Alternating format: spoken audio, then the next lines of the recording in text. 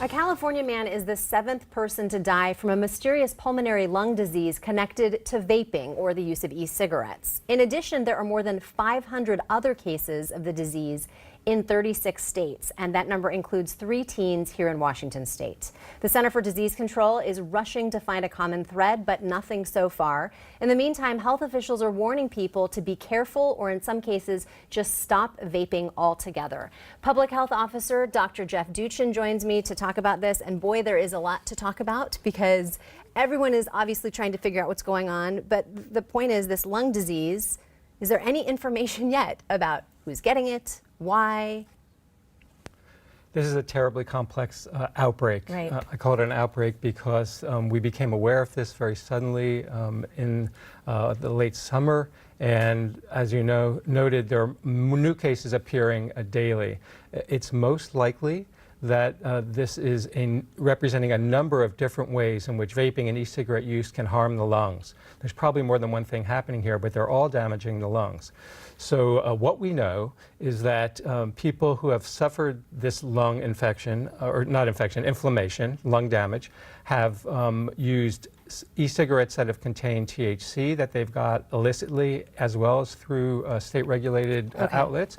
They've used vaping devices that have contained nicotine only, so no THC or no additives, and they've used a variety of different additives and flavorings. So the fact that there are many different types of devices, many different types of solutions that could go in, including nicotine and non-containing, THC containing, THC non-containing, and flavorings makes this terribly complex to sort out. Because there could be a myriad of reasons why everybody's ending up at the same conclusion. Correct. I think there's probably more than one way in which vaping and e-cigarette use damage the lungs. This came to our attention probably because something happened differently over the summer, either some contaminant in one of the solutions or a different way in which these solutions are being mixed or added. And then when we started to scrutinize this outbreak, we discovered that, hey, there's a whole lot of lung problems that are coming to our attention here, and there's probably more than one way and that's happening. You know, vape juice can contain more than 60 chemicals that get inhaled and can have toxic effects on the lungs and the body. And so trying to figure out which of those 60 is the issue is like needle in a haystack type of science. Which of those 60 and what is the impact of how the device is being used, which device is being used, how frequently, all of this is going to take quite a while to sort out. But I think the bottom line is e-cigarette use and vaping is not healthy. It's a dangerous thing to do. No one should be doing it at the moment. Okay, so given that you're saying that, we know that some state health departments are telling people just to stop using it altogether. That is good advice in your mind? I think it is. First of all, no one should ever start at this point. It's not safe. People hear that it's safer than cigarettes, but that's like saying swimming in a shark tank is safer than swimming in a piranha tank. E-cigarette use and vaping is unhealthy.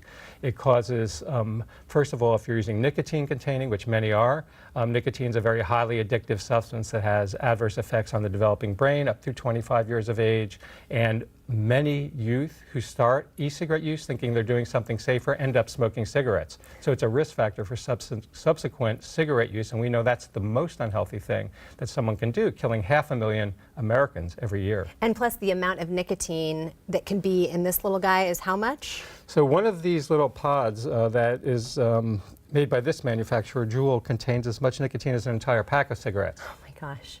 Wow. Okay, so there are some recommendations that we can sort of put into action right now. What are those? Well, first of all, don't start. If you're thinking about using e-cigarettes or vaping, don't do it. Pregnant women, young people, children, and youth should never vape. The dangers of nicotine addiction can lead to long-term health problems and changes in brain function and concentration, memory, impulse control, and lots of other things, including potentially make people more susceptible to other types of addictions. So no one should start. Those groups are especially at risk. And if you're currently using e-cigarettes or vaping devices, thinking it's a smoking cessation aid, know that there's no evidence that suggests it's more effective than the other available smoking cessation tools that are out there. We don't really know how well it works at this point. Many people who start then end up using cigarettes or using both e-cigarettes and cigarettes. So I suggest anyone who wants to quit smoking look at either the Washington State Department of Health website, which has smoking cessation advice, or talk to their healthcare provider for something that we know is safe. The teen statistics when it comes to this, pretty scary. I'm a parent Yes. of 2 junior high schoolers. Yes. This is already happening at the middle school level. What are some of the statistics that people should know about? Well, the number of teens that are using e-cigarettes and vaping devices is just exploding. It's increased by 400% to 500% over the last 5 years in King County and nationally. So now 1 in 4 high school seniors is reporting that they have vaped in the last 90 days. 1 in 4.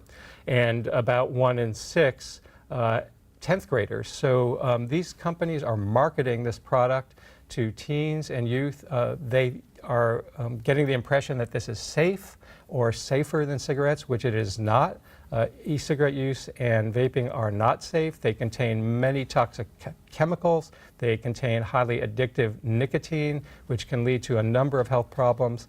So this is something we really need to focus on as a community, stopping the targeting of youth and helping youth resist the urge. You know, these sweet flavorants and additives and vape juices, it's basically candy coating addiction medicine. You know, they're taking this highly addictive substances and making it appealing by throwing candy on it.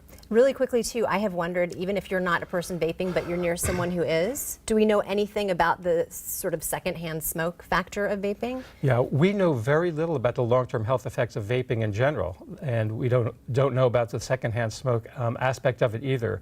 You know, one of the things that's remarkable about this current outbreak is, you know, we didn't have any evidence of, you know, what was going on with lung health and vaping until this outbreak, and now we're seeing, wow, there's a heck of a lot of bad things that happen associated with vaping and e-cigarette use. And likewise, we don't know what those long-term effects are. We think that there's less cancer risk compared to cigarettes, but again, that's a very low bar. Cigarettes kill 500,000 Americans every year, so that doesn't mean they're safe. Right. Okay, so bottom line, stay out of the shark tank and the piranha tank. Correct. Great. Swim in clean water. Swim in clean water. Yeah. Thank you for being here today. Really appreciate My it. pleasure. And we have linked resources for people, including symptoms of lung disease. You will find all of those on the New Day website. When we come back, fall fashion trends from a classic store.